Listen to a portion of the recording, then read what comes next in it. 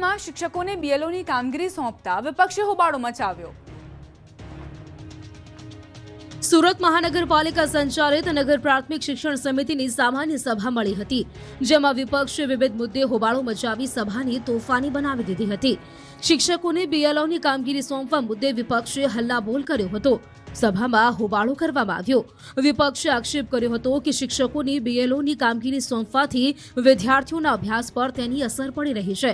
જો કે આ વિરોધના જવાબમાં શાસક પક્ષે પલટવાર કર્યો કે વિપક્ષ એસઆઈઆરની કામગીરીનો વિરોધ કરી રહ્યો છે।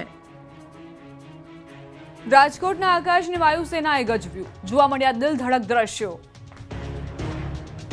રાજકોટના આકાશમાં જોવા મળ્યા દિલધડક દ્રશ્યો। ભારતીય વાયુસેનાની પ્રખ્યાત સૂર્યકિરણ એરોબેટિક ટીમ દ્વારા ભવ્ય એર શો યોજાશે। રાજકોટમાં આયોજિત એર શોની તૈયારીઓ હવે અંતિમ તબક્કામાં છે। આ કાર્યક્રમની ભવ્યતાનો અંદાજ આપતા સૂર્યકિરણ ટીમના 6 વિમાનો દ્વારા અટલ સરોવર ખાતે મિની રિહર્સલ કરાયું હતું। રિહર્સલ દરમિયાન આ વિમાનોએ રાજકોટના આકાશમાં દિલધડક કરતબોની પ્રેક્ટિસ કરી હતી, જેણે આસપાસના લોકોમાં ભારે ઉત્સાહ જગાવ્યો હતો।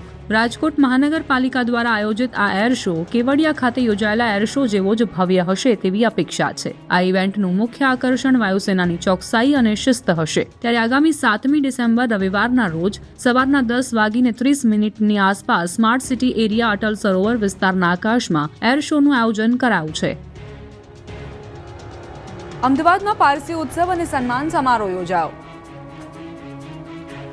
અમદાવાદના કર્ણાવતી ક્લબમાં પારસી ઉત્સવ અને સન્માન સમારોહ યોજાયો। પારસી ધર્મગુરુઓ અને સ્કોલરનું પારસી રત્ન એવોર્ડ દ્વારા મુખ્યમંત્રીના હસ્તે સન્માન કરાયું। કાર્યક્રમમાં પારસી બિઝનેસમેન, ડોક્ટર, જાણીતી હસ્તીઓ અને મોટી સંખ્યામાં પારસી સમાજના લોકો હાજર રહ્યા। મુખ્યમંત્રીએ સંબોધન કર્યું હતું। ઘટતી જતી પારસી કમ્યુનિટીને વધારવા જીઓ પારસી યોજના પણ પ્રધાનમંત્રીએ શરૂ કરાવી છે। ગાંધીનગરમાં સ્ટેટ લેવલ બેન્કર્સ કમિટીની 187મી બેઠક મળી। ગાંધીનગરમાં સ્ટેટ લેવલ બેન્કર્સ કમિટીની 187મી બેઠકનું આયોજન કરાયું। આ બેઠકમાં નાયબ મુખ્યમંત્રી હર્ષ સંઘવી, મુખ્ય સચિવ મનોજકુમાર દાસ તથા રિઝર્વ બેંક ઓફ ઇન્ડિયાના એક્ઝિક્યુટિવ ડિરેક્ટર સોનાલી સેન ગુપ્તા અને વિવિધ રાષ્ટ્રીયકૃત બેંકોના વરિષ્ઠ મેનેજર્સ, અધિકારીઓ સહભાગી થયા। 2025ના નાણાકીય વર્ષના બીજા ક્વાર્ટરમાં શ્રેષ્ઠતમ દેખાવ કરનારા 3 લીડ ડિસ્ટ્રિક્ટ મેનેજરનું ટ્રોફી અને પ્રમાણપત્રથી સન્માન કરાયું। શાળાના વર્ગખંડમાં પહેલી બેન્ચથી રમતમાં એક વિદ્યાર્થીએ પેન ફેંકી તો છેલ્લી બેન્ચે બેઠેલા વિદ્યાર્થીની આંખ ફૂટી ગઈ। હસવામાંથી ખસવાની ઘટના બની વડોદરાના કોટાની જીઈબી સ્કૂલમાં, જ્યાં ધોરણ 9ના ક્લાસમાં એક વિદ્યાર્થીએ મસ્તીમાં પહેલી બેન્ચથી છેલ્લી બેન્ચ પર બેઠેલા વિદ્યાર્થી પર પેન ફેંકી હતી। ત્યારે જે વિદ્યાર્થી ઉભો થતા પેન સીધી તેની આંખમાં વાગી જતા આંખમાં ઈજા પહોંચી। ક્લાસરૂમમાં સન્નાટો વ્યાપી ગયો। શાળાના શિક્ષકોને જાણ થતા બાળકને હોસ્પિટલ ખસેડ્યો હતો। આ અંગે ઈજાગ્રસ્ત વિદ્યાર્થીના પિતાએ આક્ષેપ કર્યો કે શાળાના શિક્ષકોએ ધ્યાન ન આપતા ઘટના બની। વિદ્યાર્થીઓ મસ્તી કરવા છતાં શિક્ષિકા બેસી રહ્યા। 24 કલાકમાં 2 શહેરમાં શ્વાન લોકોની પાછળ દોડ્યા। વલસાડ બાદ વડોદરામાં આતંક। માત્ર 24 કલાકમાં 2 શહેરોમાં શ્વાનનો આતંક સામે આવ્યો। હજુ વલસાડમાં બાળકી પાછળ શ્વાન દોડવાની ઘટના તાજી છે, ત્યાં હવે વડોદરામાં એક બાઇક ચાલકને બચકું ભરીને શ્વાન ભાગી ગયો। વલસાડમાં ડાઘિયા કૂતરાઓએ એવો આતંક મચાવ્યો કે 7 વર્ષની બાળકી લોહીલુહાણ થઈ ગઈ। શહેરના કરીમનગર સોસાયટીમાં ડાઘિયા કૂતરાઓનું એક ટોળું નાનકડી બાળકી પર તૂટી પડ્યું હતું, તો વડોદરામાં પણ આવી જ ઘટના બની। વડોદરાના ડભોઈમાં રખડતા શ્વાને 2 લોકો પર હુમલો કર્યો। દ્રશ્યોમાં જોઈ શકાય છે કે મહુડી ભાગોળ વિસ્તારમાં દુકાન બહાર 2 વ્યક્તિ બાઇક પર બેસેલા છે। બાઇક ચાલુ કરે છે અને ત્યારે સામેથી એક શ્વાન દોડતું આવે છે। બંને શખ્સનું ધ્યાન વાતોમાં છે, ત્યારે જ પગમાં શ્વાન બચકું ભરીને ભાગી જાય છે। શ્વાને હુમલો કરી દેતા બંને બાઇક પરથી ઉતરી ગયા। લોકો પણ ડરી ગયા હતા। ડભોઈમાં અત્યાર સુધીમાં 30 લોકો પર શ્વાને હુમલો કર્યો છે, ત્યારે આવા શ્વાનને પકડવા માટે માંગ થઈ રહી છે। આ તરફ સુરતમાં ફરી શ્વાનનો આતંક। માસૂમ બાળક પર હુમલો કર્યો। ભાટીના વિસ્તારમાં ઘટના બની। 7 વર્ષીય બાળક રમી રહ્યું હતું। અચાનક શ્વાને માથાના ભાગે હુમલો કરી દીધો। બાળકને માથા, ગળા, પગના ભાગે ઈજા પહોંચી। હાલ સિવિલ હોસ્પિટલમાં બાળકની સારવાર ચાલી રહી છે। ટ્રેક્ટરમાંથી રોડા ખાલી કરી રહ્યા હતા તે સમય દરમિયાન બાળક પર શ્વાને હુમલો કર્યો। વડોદરામાં 10 ફૂટના મહાકાય મગરનું 10 ફૂટ દૂરથી 10 લોકોએ માંડ રેસ્ક્યુ કર્યું। 10 ફૂટના મહાકાય મગરને 10 ફૂટ દૂરથી 10 લોકોએ માથે ચડી માંડ કાબૂમાં કર્યો। ખૂંખાર મગરને પકડવા માટે 20થી વધુ લોકોને પરસેવો છૂટી ગયો, જ્યારે મગર શિકારની શોધમાં ફરતો હતો। સવારમાં એક ખેતરે આવી ચડ્યો હતો। બુલેટ ટ્રેનની કામગીરી વચ્ચે મગર તડકો ખાવા માટે ખેતરમાં ઘૂસી જતા ખેતરમાં કામ કરતા લોકો ડરી ગયા હતા. વડોદરાના શહેરના જાંબુઆ પાસે આવેલા ખલીપુર ગામ પાસેથી પસાર થતી ઢાઢર નદીમાંથી મગર સ્થાનિક રહીશના ખેતરમાં આવી ચડ્યો હતો. 10 ફૂટ લાંબો અને ભારે વજનદાર તોતિંગ મગર આવ્યાની જાણ વાઇલ્ડ લાઇફ રેસ્ક્યુ ટીમને થતા ટીમ આવી પહોંચી હતી. 1 કલાકની જહેમત બાદ તેને પકડી લેવાયો. પહેલા મગરને દોરડાથી બાંધી બાદમાં તેના પર 5 થી વધુ લોકો બેસી અને અન્ય લોકોએ દોરડાથી પકડીને કાબૂમાં કર્યો. મહા મહેનતે મગરનું રેસ્ક્યુ કરવામાં આવ્યું. રેસ્ક્યુ કરી મગરને વન વિભાગને સોંપવામાં આવ્યો. ટ્વિન્સને જન્મ આપ્યા બાદ માતાનું મોત થતાં સુરતમાં પરિવારજનોએ હોબાળો મચાવ્યો. સુરતના પુણા વિસ્તારમાં આવેલી સદવિચાર જનરલ હોસ્પિટલમાં 2 જોડિયા બાળકોને જન્મ આપ્યા બાદ માતાની તબિયત લથડતા મોતને ભેટી હતી. મૂળ અમરેલી અને સુરતના સણિયા હેમાદ વિસ્તારમાં રહેતા નિકિતા ગોસ્વામીના મોતના પગલે પરિવાર પર આભ તૂટી પડ્યું. મહિલા ડોક્ટરની બેદરકારીના પગલે આ ઘટના બની હોવાના આક્ષેપ સાથે પરિવારજનોએ હોબાળો મચાવ્યો હતો. આ સાથે પરિવારજનોએ હોસ્પિટલને માથે લઈને હોબાળો મચાવીને મૃતદેહ સ્વીકારવાની મનાઈ કરી દીધી. આ સાથે જવાબદાર ડોક્ટર સામે ગુનો નોંધવાની માંગ કરાઈ. આ અંગે પુણા પોલીસને જાણ થતા ઘટના સ્થળે પોલીસ કાફલો દોડી આવ્યો હતો અને સ્થિતિ પર કાબુ મેળવવાના પ્રયાસ કર્યા હતા. આ સાથે જ આ કેસની તપાસ એસીપી પીકે પટેલને સોંપાઈ છે. જિગ્નેશ મેવાણીએ પીએમનું અપમાન કરતા ભાજપ મેદાને ઉતરશે. મેવાણી સામે ભાજપ ધરણા કરશે. કોંગ્રેસ ધારાસભ્ય જિગ્નેશ મેવાણી ફરી ઘેરાયા છે. ભાજપ અનુસૂચિત જાતિ મોરચાએ માંગ કરી છે કે જિગ્નેશ મેવાણી માફી માંગે. માફી નહીં માંગે ત્યાં સુધી ધરણા સહિતના કાર્યક્રમો આપવાની પણ જાહેરાત કરાઈ છે.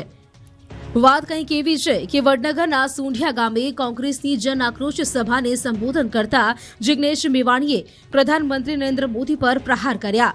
ભાજપનો આરોપ છે કે આ દરમિયાન ભાષાની મર્યાદા ભૂલી ગયેલા મેવાણીએ પ્રધાનમંત્રી માટે અપમાનજનક શબ્દોનો ઉપયોગ કર્યો. મેવાણી દારૂ ડ્રગ્સને લઈને પોલીસના પટ્ટા ઉતારવાની વાતને લઈને વિવાદમાં છે. એવા સમયે હવે નવો જ મુદ્દો ઉઠ્યો છે. તમે એ બાબા સાહેબનું પણ અપમાન કર્યું છે, ત્યારે તમારી આ વાતની હું ઘોર નિંદા કરું છું અને ભારતીય જનતા પાર્ટી તરફથી હું માંગ કરું છું કે તમે બક્ષીપંચ સમાજના નાના એવા સમુદાયની અંદરથી આવતા નરેન્દ્રભાઈનું અપમાન કર્યું છે, માતાનું અપમાન કર્યું છે. તમે માફી માંગો, માફી માંગો, માફી માંગો. અને એના માટે થઈ અને સમગ્ર રાજ્યભરની અંદર અનુસૂચિત જાતિ મોરચા દ્વારા, બક્ષીપંચના મોરચા દ્વારા અને અમારા આગેવાનો દ્વારા અમે જિગ્નેશ મેવાણીજી જ્યાં સુધી માફી નહીં માગે ત્યાં સુધીના કાર્યક્રમો પણ આપવાના છીએ. કોંગ્રેસના રાષ્ટ્રીય પ્રવક્તા પવન ખેરા ગુજરાતના પ્રવાસે છે. તેઓ ગુજરાત કોંગ્રેસની જન આક્રોશ રેલીમાં જોડાયા હતા. પ્રેસ કોન્ફરન્સ યોજી તેમણે એસઆઈઆર, દારૂ, ડ્રગ્સ સહિત વિવિધ મુદ્દે સરકાર પર પ્રહાર કર્યા. કહ્યું કે જન આક્રોશ રેલીમાં ડ્રગ્સ, દારૂ, ખેડૂત, ભ્રષ્ટાચાર મુદ્દે ચર્ચા થઈ રહી છે. સરકાર સામે મુદ્દાઓ ઉઠાવવાનું કામ કોંગ્રેસ કરશે.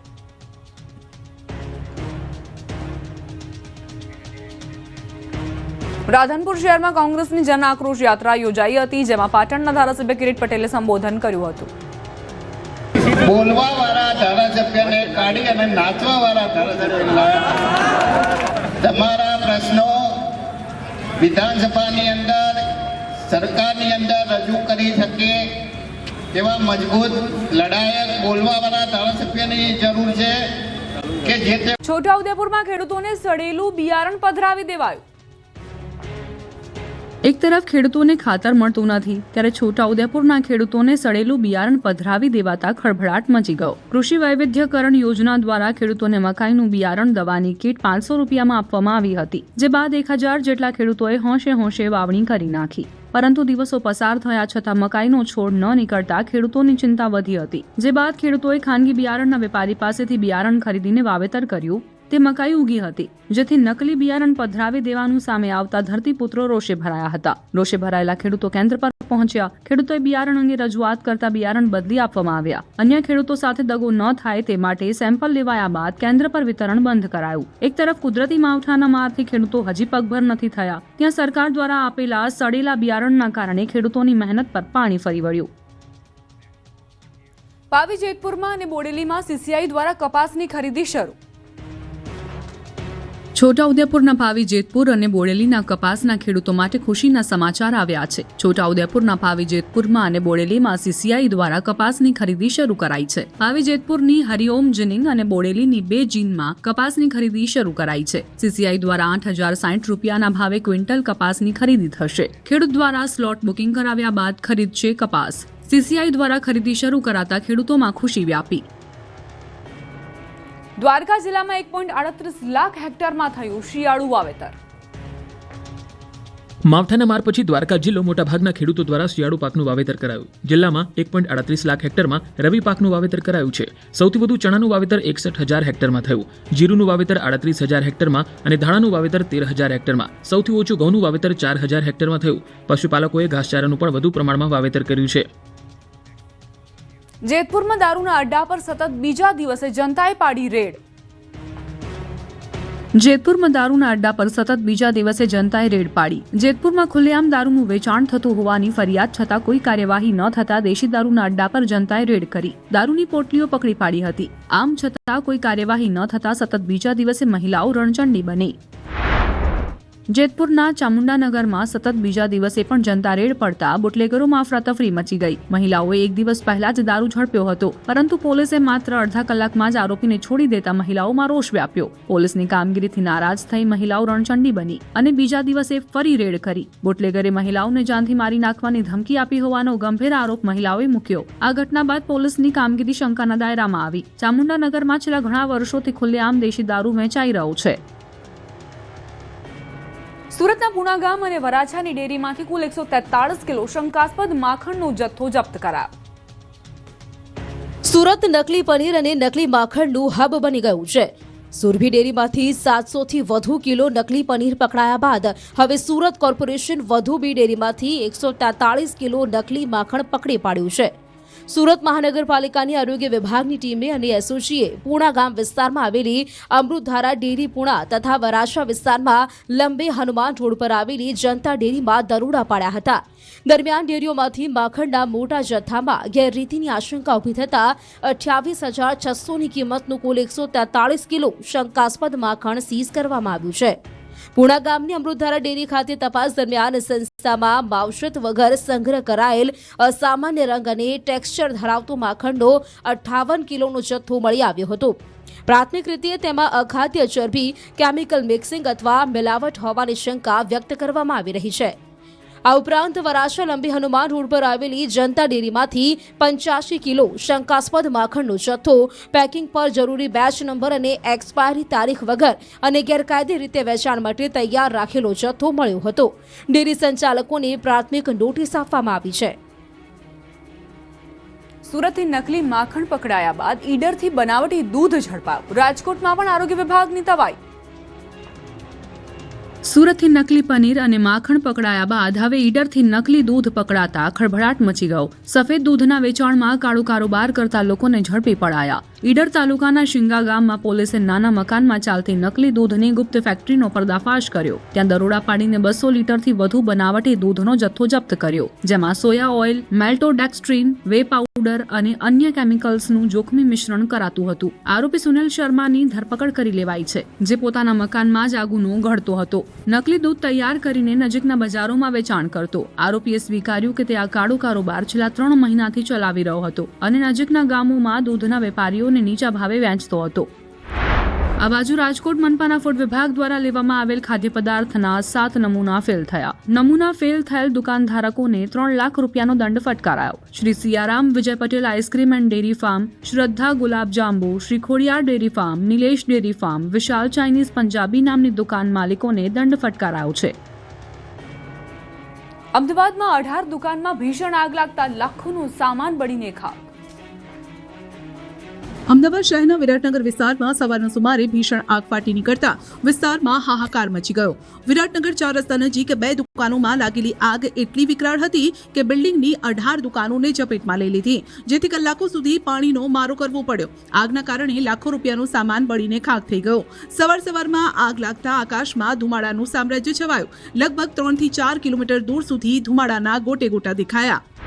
અમદાવાદના નારોલ નરોડા હાઈવે પર વિરાટનગર બ્રિજ પાસે આવેલ વ્રજેશ્વરી કોમ્પ્લેક્સની દુકાનો વહેલી સવારે આગના હવાલે થઈ. દુકાનના માલિકો દુકાનો ખોલવા માટે હજુ તો ઘરેથી નીકળ્યા પણ ન હતા, ત્યાં તેમની કિંમતી દુકાનો આગના હવાલે થઈ.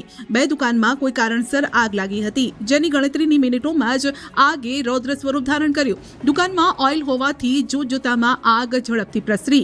2 દુકાનોમાં લાગેલી આગ 2 માળના આખા બિલ્ડિંગની 18 દુકાનો સુધી પહોંચી. ભયંકર આગના કારણે અફરાતફરી મચી. પછી આગના કારણે ધુમાડાના ગોટે ગોટા દૂર દૂર સુધી દેખાવા લાગ્યા, જેના કારણે આસપાસના વિસ્તારમાં અફરાતફરીનું વાતાવરણ સર્જાયું. કોમ્પ્લેક્સ રોડની સાઈડમાં આવેલું હોવાથી રસ્તા પર પણ આગની અસર જોવા મળી, જેના કારણે ત્યાંથી પસાર થતા વાહન ચાલકોને ભારે હાલાકીનો સામનો કરવો પડ્યો. આગ લાગવાની જાણ થતાં તાત્કાલિક ફાયર બ્રિગેડની ટીમે પહોંચીને પાણીનો મારો શરૂ કર્યો. આગ 1.5 કલાક બાદ કાબૂમાં આવી. આગને કાબૂમાં લેવા માટે 50 ફોર્મ કેરબાનો ઉપયોગ કરાયો. 250 લીટર ફોર્મથી આગ પર કાબૂ મેળવાયો. ફાયરની 13 ગાડીઓ દ્વારા કાબૂ મેળવાયો.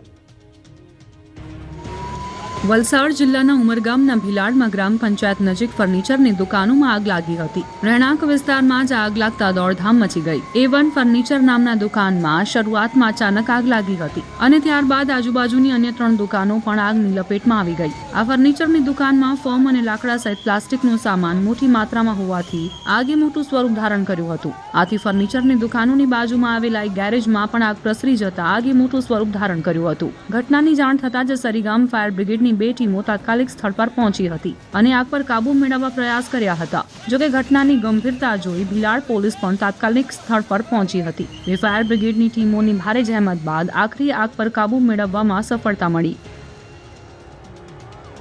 બારડોલી નજીક ક્રેનમાં ભીષણ આગ લાગવાની ઘટના બની. બારડોલી ખરવાસા રોડ પરથી પસાર થઈ રહેલી એક હેવી ક્રેનમાં શોર્ટ સર્કિટ થતા જોતજોતામાં આગની જ્વાળાઓ ભભૂકી ઉઠી. જોકે ચાલુ ક્રેનમાં આગ લાગતા ડ્રાઈવર સમય સૂચકતા વાપરીને બહાર નીકળી ગયો, જેના કારણે કોઈ જાનહાનિ નથી થઈ. મહત્વનું છે કે આગે વિકરાળ સ્વરૂપ ધારણ કરતા બારડોલી જીબીના ઓવરહેડ લાઇનના વાયરો તૂટી પડ્યા હતા. આ આગ અંગેની જાણ થતાં બારડોલી ફાયર બ્રિગેડની ટીમ તાત્કાલિક અસરથી ઘટનાસ્થળે દોડી આવી. આગ પર કાબુ મેળવવા માટે પાણીનો મારો ચલાવ્યો. ધ બર્નિંગ ક્રેનનો એક વિડીયો સોશિયલ મીડિયામાં વાયરલ થઈ રહ્યો છે. વડોદરા શહેરના વડસર બ્રિજ પાસે આવેલ મોબાઈલ શોપમાં વહેલી સવારે એકાએક આગ ભભૂકી ઉઠતા અફરાતફરી મચી હતી. આ આગ જોતજોતામાં વિકરાળ સ્વરૂપ ધારણ કરતા આસપાસના લોકો દોડી આવ્યા અને ફાયર વિભાગને જાણ કરતા GIDC ફાયર સ્ટેશનની ટીમ તાત્કાલિક ઘટના સ્થળે આવી પહોંચી આગ પર કાબુ મેળવ્યો. આ આગની ઘટનામાં કોઈ જાનહાનિ થઈ નથી, પરંતુ દુકાનમાં રહેલ લાખો રૂપિયાનો સામાન બળીને ખાખ થઈ ગયો. 10,000ની રોકડ રકમ પણ બળીને ખાખ થઈ ગઈ હતી. વેપારીને 15 લાખથી વધુનું નુકસાન થયું છે. બીજી તરફ સુરતમાં સચિન GIDCના બરફની ફેક્ટરી પાસે ફ્લેશ ફાયર થતા 3 મહિલા દાઝી. બનાવની જાણ થતાં સચિન ફાયર વિભાગની ટીમ સ્થળ પર આવી પહોંચી અને મહિલાઓને સારવાર માટે ખસેડી હતી.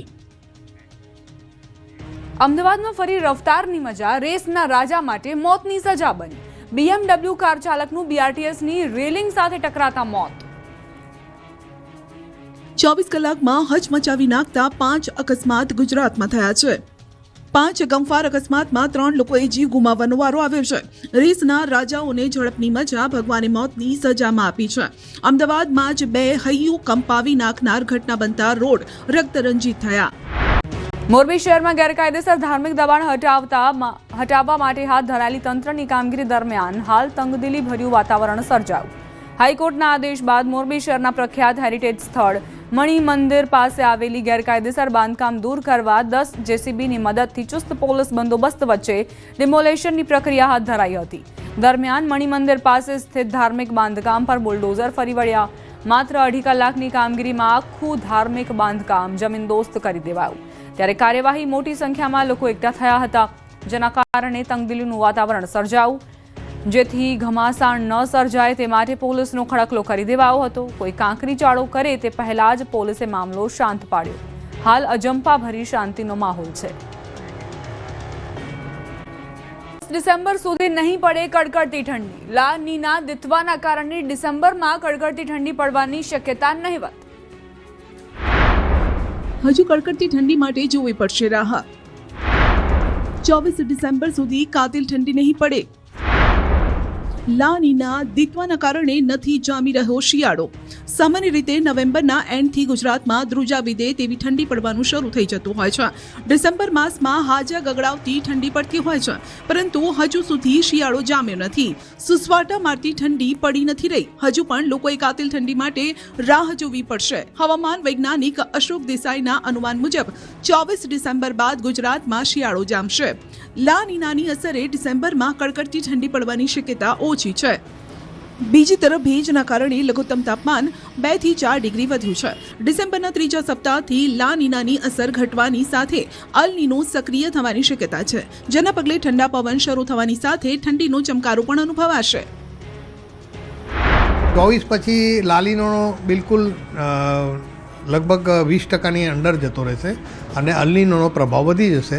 એના કારણે જે આ બધી સિસ્ટમો બને છે એ પેસિફિક વેસ્ટ બાજુ નહીં બનતા પેસિફિક ઈસ્ટ એટલે કે અમેરિકન સાઈડ બનશે અને એના કારણે આપણા જે એશિયન કન્ટ્રી અથવા ભારત અને ગુજરાત પર્ટિક્યુલર પર જે આપણને જે અસરો થવી જોઈએ તાપમાનમાં એ નહીં થાય અને અત્યારે જે ઠંડી નથી પડતી એના બદલે ઠંડીનો શરૂઆત થશે અને 15થી જે 25ની રેન્જ આપણી નોર્મલ શિયાળાની નોંધાયેલી છે એ મેન્ટેન થશે.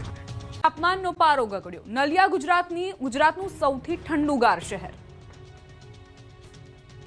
2-3 દિવસ બાદ ફરી ગુજરાતમાં ફરી શિયાળાએ સુસવાટા બોલાવ્યા છે. રાજ્યના મોટાભાગના શહેરોમાં તાપમાનનો પારો ગગડ્યો છે. મંગળવારે 10 ડિગ્રી લઘુત્તમ તાપમાન સાથે નલિયા સૌથી ઠંડુ શહેર નોંધાયું. છેલ્લા 24 કલાકમાં નલિયામાં તાપમાન 4.8 ડિગ્રી ઘટ્યું છે. રાજ્યમાં હાલ ઉત્તર પૂર્વથી પૂર્વના પવન ફૂંકાવાની સાથે વાતાવરણમાં ભેજનું પ્રમાણ વધુ નોંધાતા લઘુત્તમ તાપમાનમાં 2 થી 4 ડિગ્રી સુધીનો વધારો તો ક્યાંક 2 થી 4 ડિગ્રીનો ઘટાડો નોંધાયો. હજુ પણ આગામી 7 દિવસ દરમિયાન અમદાવાદમાં લઘુત્તમ તાપમાન 17 ડિગ્રીની આસપાસ રહેવાની શક્યતા છે.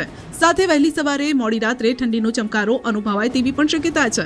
અમદાવાદમાં વહેલી સવારે ઠંડીનો ચમકારો અનુભવાતા શહેરમાં ધુમ્મસભર્યું વાતાવરણ સર્જાયું. ધુમ્મસના કારણે વિઝિબિલિટી ઘટી ગઈ. વહેલી સવારે વાહન ચાલકોને પરેશાની થઈ.